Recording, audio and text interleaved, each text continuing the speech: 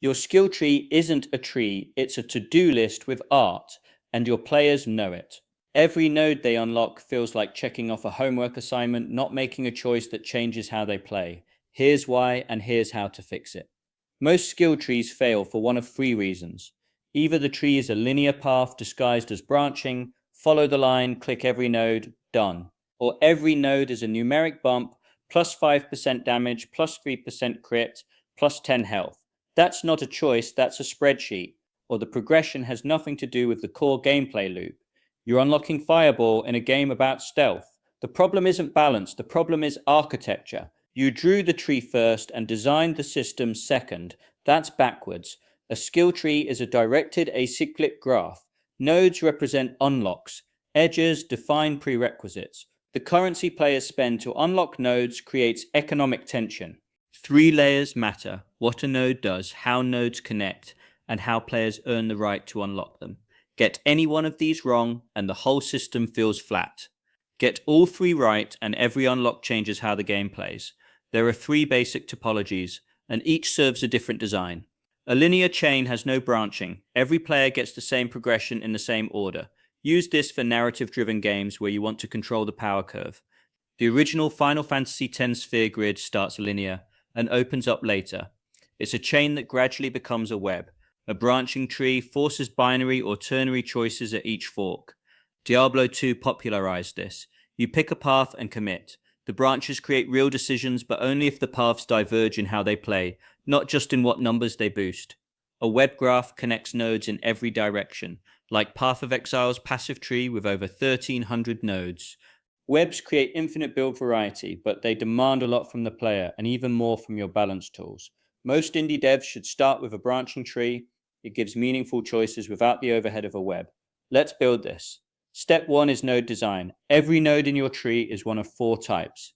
A stat modifier changes a number plus 10 strength plus 5% attack speed. Stat modifiers are the filler between meaningful choices. They make the player numerically stronger, but they never change how the game plays. A transformative ability gives the player something new they couldn't do before. A double jump, a dash, a ranged attack. This is the type that makes players lean forward in their chair. A modifier changes how an existing ability works. Your fireball now changed to a second target. Your dodge now leaves a decoy behind. Modifiers are cheaper than new abilities, but they create the same feeling of my build is different from yours. And a hybrid does both, unlocks a new ability and boosts a stat. The rule that saves your tree: at every branch point, at least one option must be transformative. If both paths just offer plus 5% to different stats, there's no real choice. The player will look up the optimal pick on a wiki and never think about it again. When one path offers a dash and the other offers chain lightning, that's a real decision. It changes how the game feels. Think about it this way. A roguelike player picks up a sword that does 20% more damage. Fine, they're stronger. Nothing changes. The same player picks up a sword that lets them teleport behind enemies. Now they're rethinking every room layout.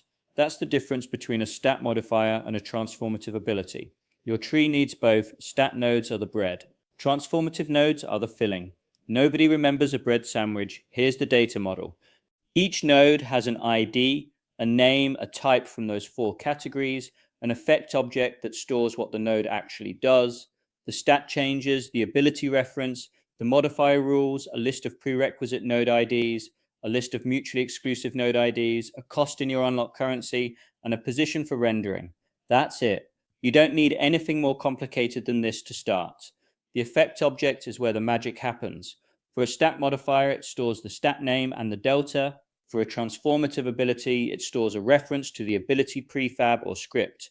For a modifier, it stores which ability it modifies and what it changes about that ability. The prerequisite list defines your directed acyclic graph edges. The mutual exclusion list is where the real choices live. When two nodes are mutually exclusive, picking one permanently locks the other. That's commitment, that's consequence, that's what makes progression feel meaningful. Step 2 is graph topology.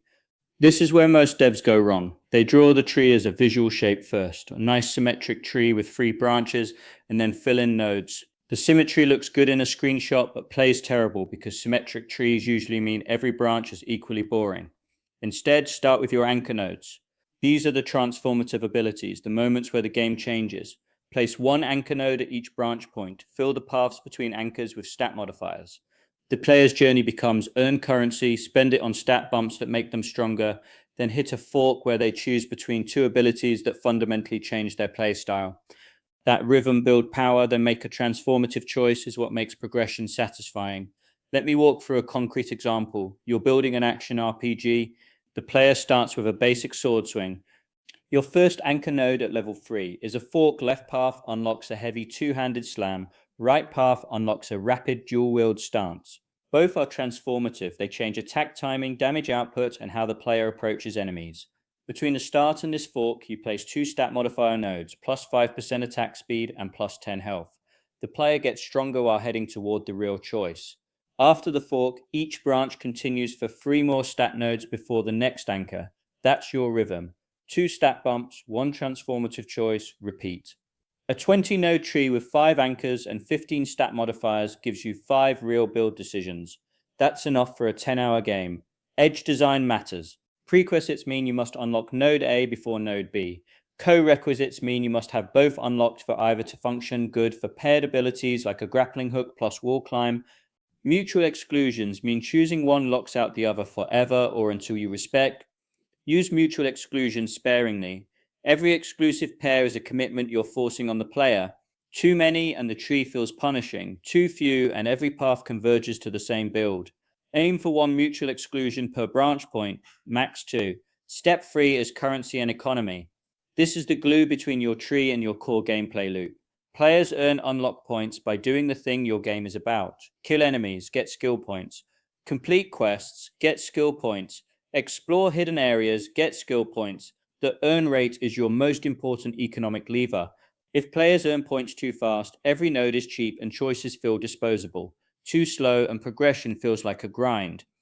A good rule of thumb, the player should earn enough currency to unlock 1 stat node every 15 to 20 minutes and hit a transformative anchor choice every 45 to 60 minutes. That's 1 meaningful decision per hour of gameplay. The currency type matters too. 1 currency means every skill point competes with every other skill point. That creates tension because spending on a stat bump delays reaching the next transformative ability. Multiple currencies, combat points, exploration points, crafting points let you gate progression by activity type. You can reward different playstyles without letting one activity dominate the tree. For most indie games, 1 currency is cleaner, 2 at most.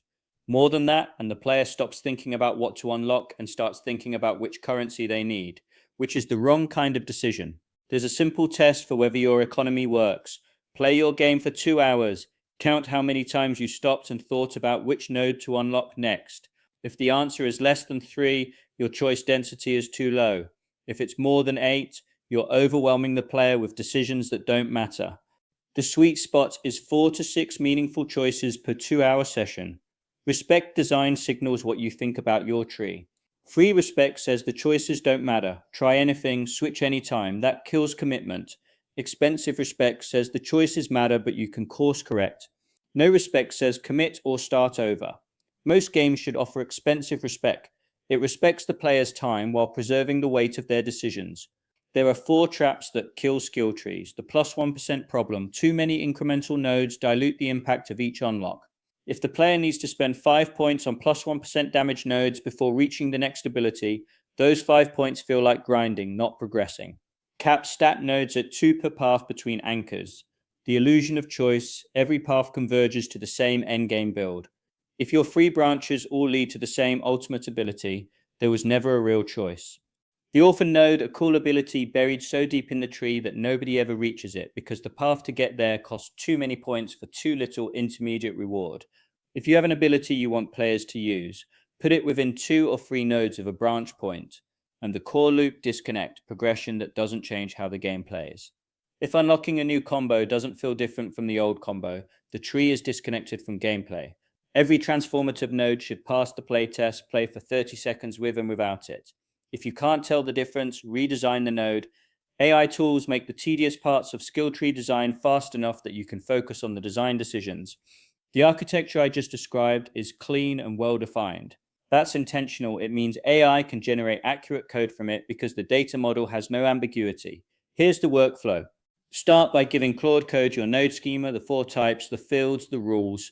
It generates the full data structure, the prerequisite validation logic, and the cycle detection in 2 prompts.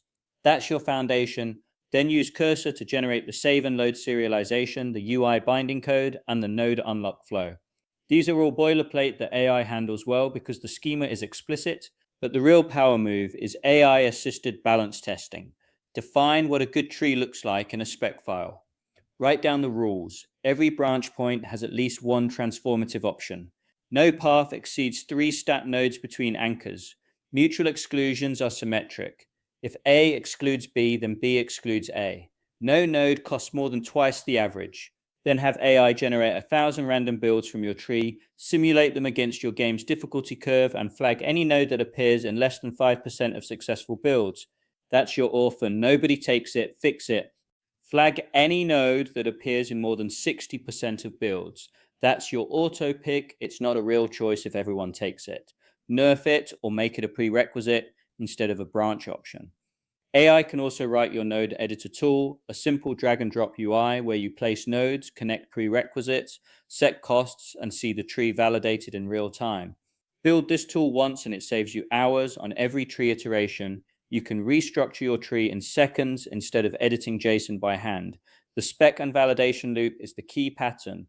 You define what good means, AI checks every node against it, you fix the problems, repeat. This is where AI goes from a code generator to a design partner.